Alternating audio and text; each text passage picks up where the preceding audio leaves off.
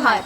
आप मन ला हमार गाना कैसे लगिस कमेंट बॉक्स में जरूर लिखू और ऐसने नवा नवा गाना सुने और देखे बर हमार चैनल क्रिएटिव विजन रायपुर ला सब्सक्राइब करे बर झन बुलाहू और बेल आइकन के बटन ला जरूर दबाहू। त देरी का बात के तुरंत हमारे चैनल ला सब्सक्राइब करो। जय जोहार।